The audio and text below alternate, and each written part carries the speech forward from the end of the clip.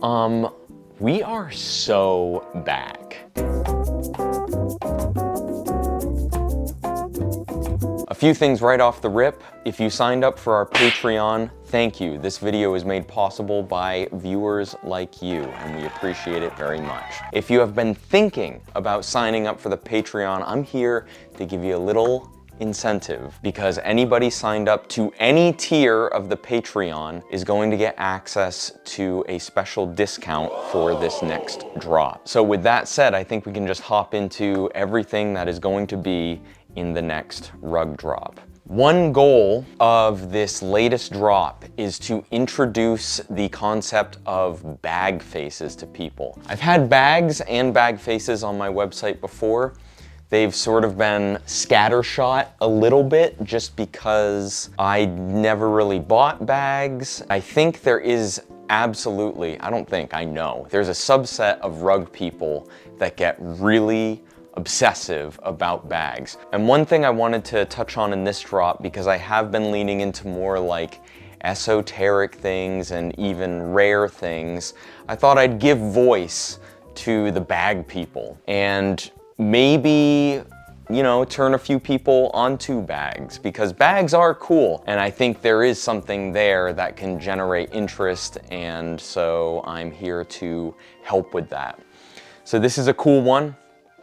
This is a Bidjar Bag Face. This thing is huge. I think this is kind of like a good entry point, because say you buy this for what it is, a bag face, and you think to yourself, I'm gonna throw this on my wall. It's a very manageable wall size. It's 2x2, huge for a bag, but decent display piece size, you know? And say you throw it on the wall and you're like, actually, this doesn't really meet my needs. It is an absolutely acceptable floor covering, because not only is it a perfect size, 2x2, it's also a Bidjar. So it's built to last, it's hardy, it's going to take a beating. Yeah, just good colors, natural colors, really good balance to even a truncated Herati form on the field. You know, you could argue it leans into the 19th century because it's all wool construction. So manageable size, good colors. I would say a good starter bag for somebody sort of exploring this interest.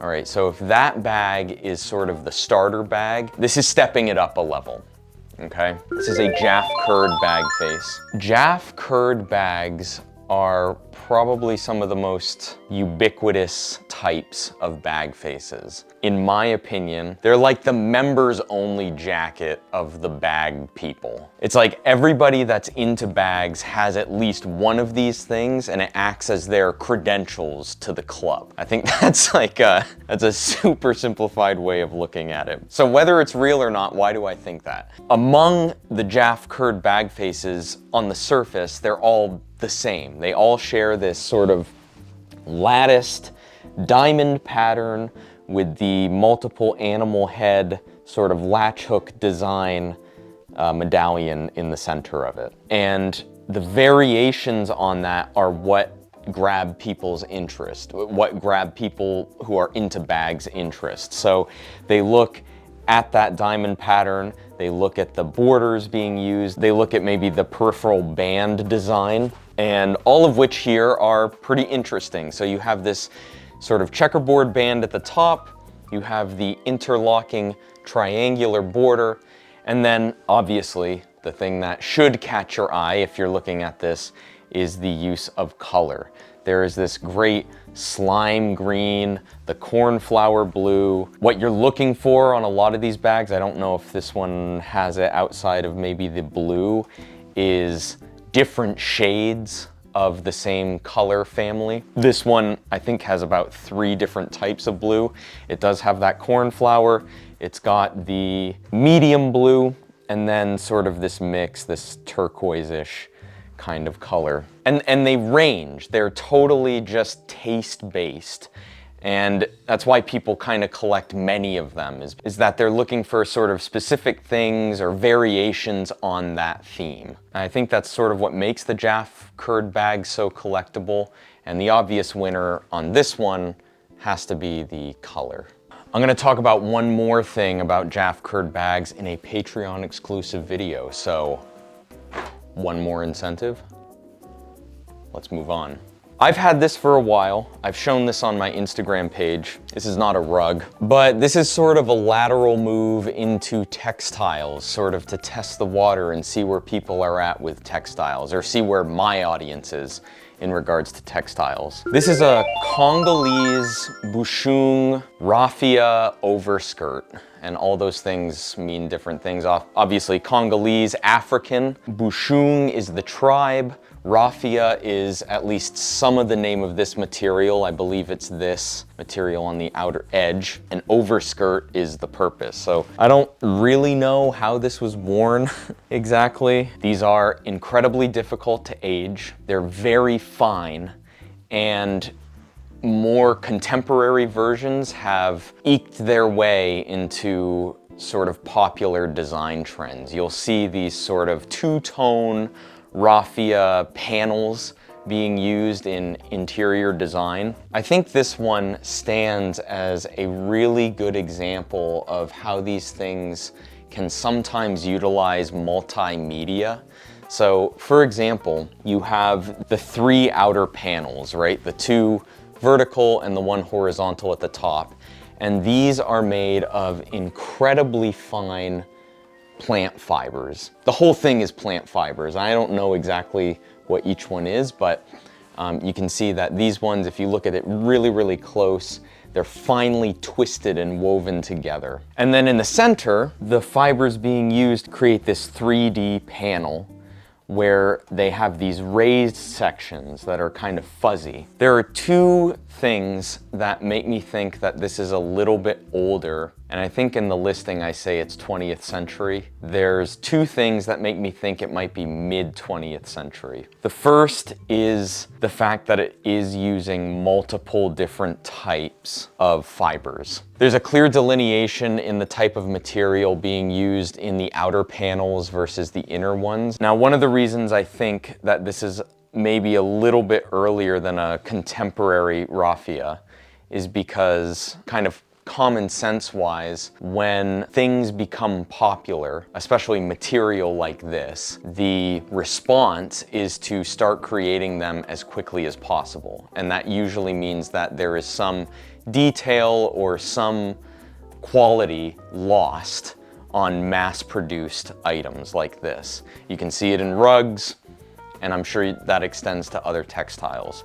And the fact that this one has that overskirt quality, has at least two different types of mediums being used, sort of makes me think it's a little bit older than something more contemporary. The other interesting thing is that it has these little panels that have dyes on them. I did a little bit of research and a little bit of asking around. On older pieces, you'll see color being used that was taken from old typewriter ribbons, or at least that's the thought. Because that is not a steadfast dye. You can see it's fading. Do those two things conclusively mean that this is a little bit older? Not necessarily. One of my rugs, one of the new rugs just got here. Not necessarily. Yo, I'm glad I got insurance on this thing.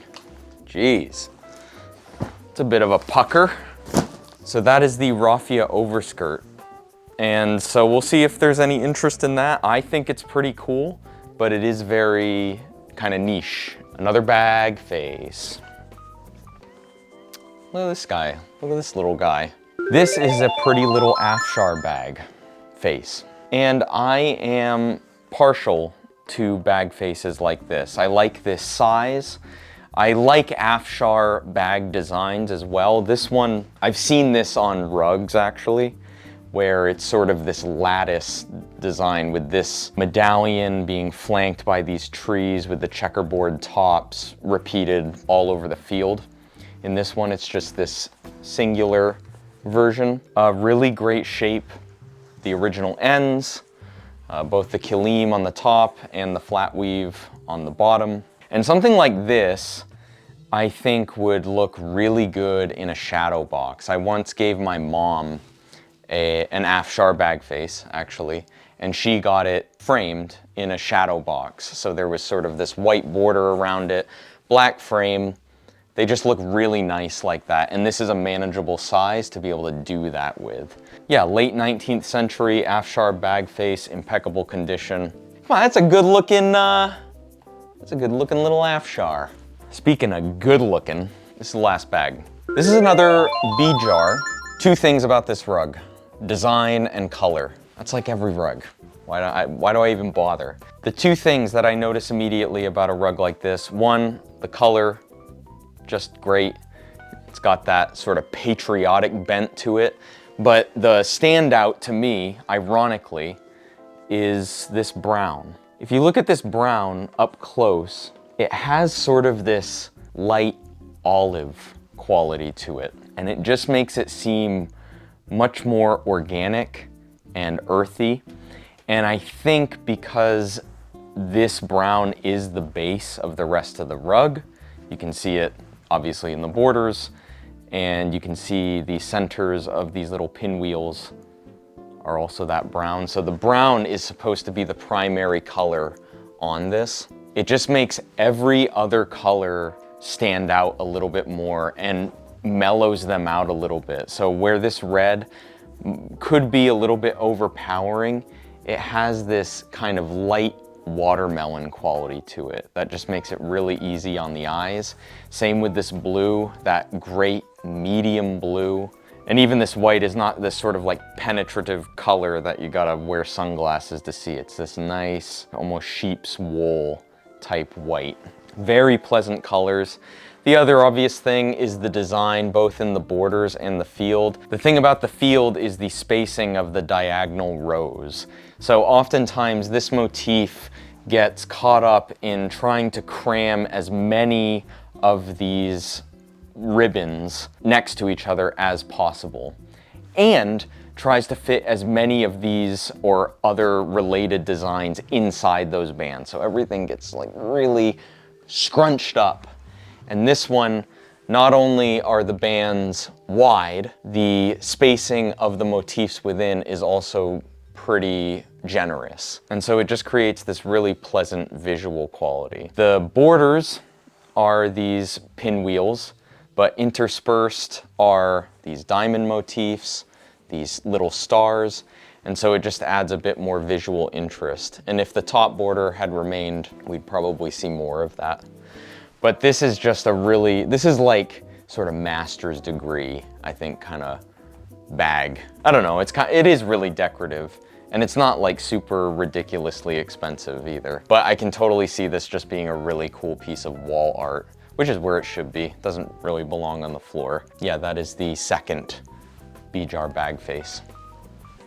Dude, let's get into the rugs. This I was also going to put into the category of a good starter rug. However, the longer I look at this, the more I think you might have to have a little bit more of a sophisticated eye to enjoy a rug like this. No, I don't really know how to how to put that. That sounds like to be honest, you have to be pretty smart to enjoy what is that? Copy pasta? To be fair, you kind of have to have a pretty high IQ to enjoy this Kazak. No, just what I mean by that though, I am kind of joking, but when you first look at a rug like this, you probably see something that just is undeniably kind of at the end of its life as a floor covering. It's when you start to look at the drawing, and I think especially when you compare it to other, this is a Bordjalou Kazak, by the way. When you compare it to other Bordjalou Kazaks and sort of look at what's going on here versus what happens on like the best examples of Bordjalou Kazaks, there's a real rudimentary quality to a rug like this. And that is a result of a weaver who was entirely doing their own thing. And a rug like this, say like you stick it on a wall and you're just kind of looking at it day after day, you start to connect certain things with the idea that this weaver was just really, it's not like everybody else is playing chess and this person is playing checkers. It's more lateral than that, because the intrinsic artistic quality of a rug like this lies in how we view something like folk art. It's not insert joke here pretty, it's like insert joke here pretty. It's not pretty in the traditional sense of like, that's a super good example of one of those types of rugs. It's a super good example of just raw creativity when it comes to this medium. It's also a manageable size, 3x4 or something like that. So wall size, if you really wanted to, you could use it on the floor, but I would honestly just recommend putting something like this on a wall and enjoying it for what it is, which is a really crude piece of Bordjalou folk art. Moving on to something that is not crude though. This is an Alpan Soumak rug. Provenance? Yeah, me. This was in our home. This was on our wall for a little while and I thoroughly enjoyed it. And now I just want to move it on to its next home because that wall space has been taken up by something else that I'm currently enjoying, and maybe we'll move on in the future. Soumak rugs are actually pretty popular, I think, currently. I don't really keep up with design trends, but I think Soumak rugs generally are liked now. And I say that because my mom has a new one. That one, despite being new, still uses this running dog border, as many of them do. It's a very popular border type for these types of rugs. When I say Soumak, I am referring to a type of weaving. So if you look really close at this rug, it is a flat woven rug. It does not have pile. You can have Caucasian Soumak, you can have Bakhtiari Soumak. It just is the type of weaving style that is used. And if you look really close, there's sort of this chevron triangle arrow shape, but the end result of using that weaving style is typically incredibly fine pieces. And I would put this into that category of a very finely woven rug. As you can see, there's wear on the rug. Soumaks are not very industrious. So the more that you use them on the floor, the more foot traffic, the more that the Soumak weaving becomes unraveled and those areas start to reveal their foundation. So you can see the original ends at the top. If you look at this rug, you can see stars running down the middle and they're being separated by this weird sort of bug shape. And then pointing off of the 4 diagonal directions of those stars, you see these hexagonal shapes with almost claws coming off of either side of them. This design is super old. It comes originally, I believe, from Caucasian embroideries, which are the oldest known Caucasian textiles. So it's a derivative of that. Another derivative of this design is also seen on Star Kazaks. It's just highly exaggerated and not as fine as these Alpan Kuba designs. So the design is very cool. It's based on this sort of ancient embroidery design. And the rug itself is also quite old. It's probably late 19th century. But that is the Alpan Kuba Soumak rug from our own personal collection, now available for your home. Stick it on a wall, don't put it on the floor. It's a cool piece. We're getting into the big boys now. Let's do this one. If you've been keeping up with our Instagram at all, you'll know that I did a lot of work to this rug. This rug came to us totally blitzed. This rug has been totally shortened, cut. Most runners are going to be over 3 feet long. This is a long form video. Let's talk about why that is. Kurdish rugs were often woven in a nomadic environment, and what that ultimately means for the weaver is that the material that they make rugs with is stuff that they find naturally. That means looms that are not very wide and looms that are warped because you're just using material that you find naturally. They could make rugs up to, you know, maybe 3-4 feet wide, but they could keep going. And that's why like long rugs, like this used to be a long rug, but somebody at some point chopped off the borders on all 4 sides to shorten it to make it a more manageable size for probably a New England home. That's just not the way that these rugs were originally woven. They were woven up to a certain width because that's what they could find naturally occurring to create looms that were a certain width, but then they would just like keep going with it. You know, they'd make 9 foot long, 4 feet, 3.5 feet wide runners, which are actually long rugs. And what they would do, most likely, is lay them down next to each other in their nomadic dwelling. And so you'd have, you know, maybe 3 or 4 long rugs, sort of all the same length, but different widths, that would be Frankenstein together into a large area rug. And then when they were ready to move, because these are nomadic people, they'd roll up all 4 long rugs, pack them up, load them on the donkeys or the horses or whatever, and just move to the next spot. I think that would be super cool to have in your house. Say you're in your living room and you just happen to like love long rugs. Long rugs are not area rugs, but if you take 3 or 4 of them and line them all up, you can have 3 or 4 different designs, 3 or 4 of your favorite long rugs in the living room, and have that be your area rug. I think that's a super cool idea. I haven't seen it utilized, but maybe someday. Skinny Kurdish Runner. The field is a very cool type of design. It's sometimes referred to as the dancing ladies because if you turn it upside down, it doesn't do it with this rug, but if you turn it upside down, they sort of look like dresses, and then some of the designs will have a separated sort of piece of geometry at the top here, kind of designating a head-like structure. What it actually is, I don't really remember. I think it's sort of this shield motif, but it's seen on a lot of Caucasian rugs, and I think especially Shirvan rugs use this motif a lot. This rug is also cool because of the color scheme. The orange field right away, kind of funky. I really like that. And then the accent colors are all great too. You have a rare aubergine or purple color. You have this sort of Granny Smith green going on. You have this peachy color that's kind of hard to see probably in this light.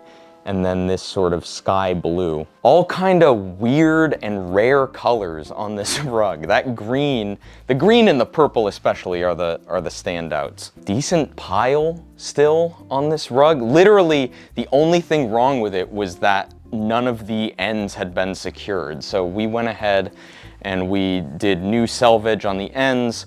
We conserved the fringe ends and made new fringes just to make sure that none of it would start unraveling. But if you're looking for a super funky skinny runner, this is a really cool option. In my opinion, this rug was shortened, but ultimately it's kind of to its benefit because now it can fit like literally anywhere. I think it's like 2'3" or something. It's crazy. But that is the skinny Kurdish Runner. This is a cool one. This is a big rug. You know what I should say? It's not a big rug. It's a long rug. This is a like 311 by 12 foot long rug.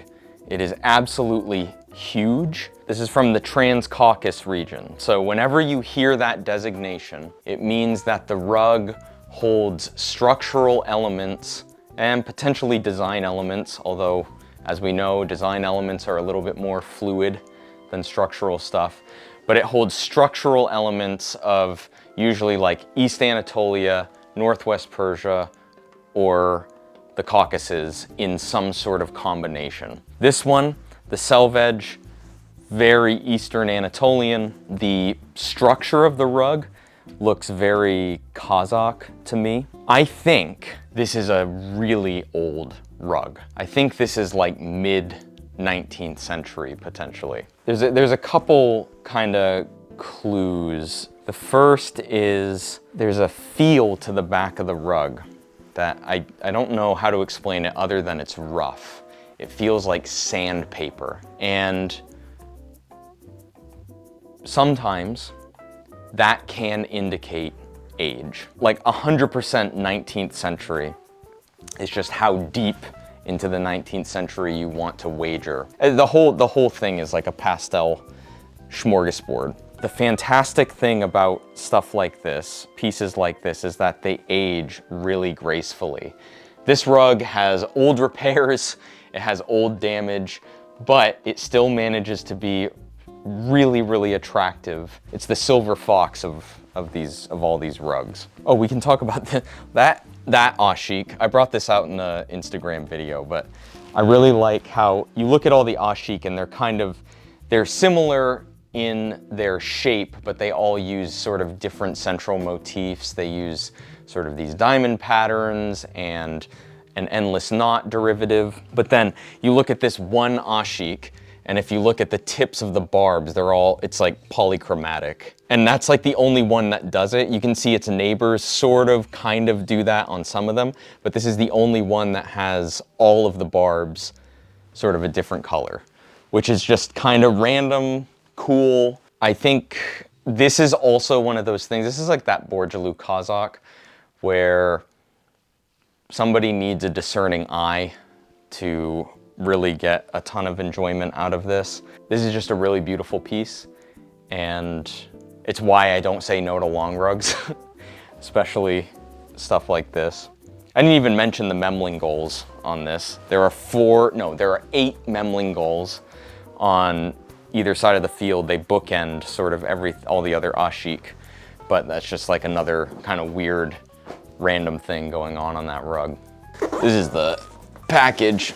I should just put it here as bait. There are 2 area rugs coming in this drop, and I've actually started to downsize on area rugs proper because they're a pain to store, they're a pain to show, and they're just kind of less interesting to me than sort of everything else. Now, that being said, I will still carry very specific, smaller area rugs, and this is one of them. This is a Kurdish Area Rug. Kurdish Area Rug, you say? Well, that's pretty weird, and you'd be right. That's why I like it. This is about 5 by 7.5, and I think the consensus, after asking a few people, is that it is Punjabi Kurd. So this is Western Iran. There are 2 things about this rug that stick out to me. This rug is so soft that it made me recalibrate what the texture soft even means, what that texture is associated with in my brain. Because this thing, even the back of it, is silky smooth, stupid soft. I can't explain it. It's, that's a really interesting video. Watch as man tries to explain tactile feeling in video format. I don't really know what else to say except this is the softest thing I've ever felt, and it has full fat pile. This thing is crazy thick. Outside of that, you have this repeating bota pattern, but this is just like a really wild rug. It's sort of all over the place. You can see that in the changes in the border. They were weaving it one way and then they decided, well, we don't have enough room for all these bota, so we're gonna scrunch it down. We're gonna nick some of the borders. It looks like it's been, kind of cut and shut, but in reality, that's just literally how it was woven. Has really thick aubergine in the border. It has this sort of, well, it has 2 kind of rare things in it. The first one is this kind of cloudy chevron thing here, great green, as you can see. And then this white minor border, this sort of meandering floral thing, is also pretty unusual, I think. And just a really great sort of jungle color scheme. Very green, very blue. It's a really cool, really, really cool, probably Punjabi Kurdish rug, area rug. Here's a rare piece. What do you think this is? I wrote a whole article about what I think this rug is that's available on our Patreon for free. At first, it seems like a Talish, which is Southeastern Caucasus. And then you kind of hold it and you look at it and you think to yourself, well, this isn't Talish. Maybe this is some weird tribal thing. Then you look at it again and you look at maybe the borders and sort of the field again, and then you look at also the weave again, and and then you go back to, yeah, actually maybe this is Talish, or like somewhere in that area. Talish rugs are sort of known for this voided pattern on the field. The main window is usually taken up by one solid color and maybe, not always, but maybe sometimes one design, as in a singular design. This one has all these little spaceships or sailboats, however you want to look at them. And then the bottom sort of third of the rug is that empty space. So what is it exactly? I kind of think it's just a weird Talish adjacent village piece. Somebody that was familiar with Talish design, but was, again, just sort of doing their own thing. Because all the Talish markers are there, the open field, or mostly open field, this sort of pinwheel border, and the spaciousness of the border. It's not as finely woven as a typical Talish. The format is a little weird for a Talish. It's a, 3x6 or 3x5 Talish usually come in long rug format. So it's a weird mix, It's a weird rug. And I love weird rugs. Boo! New location jump scare. Okay, so the package that arrived during the video was not the rug I thought it was, and my battery died on my camera, so I'm now having to re-record. A conclusion. I had a couple other rugs that were supposed to fill out this drop. They have not arrived yet as of Monday, April 27th. I'm planning on doing the drop on the 30th. And so if they don't arrive, if I don't have time to take pictures of them, I'm just gonna have to wait until the next drop. Or 2026 drop 2.5 or something like that. Regardless, if you're a patron, thank you for your support. Enjoy your discount that's coming with this drop. That applies to everything on our store, not just everything in the drop. If you're not signed up to our newsletter on limiroko.com, I'll put a link in the description for it. Go sign up, you'll get access to these new drops before anybody else. Thanks for watching, and I'll see you in the next one.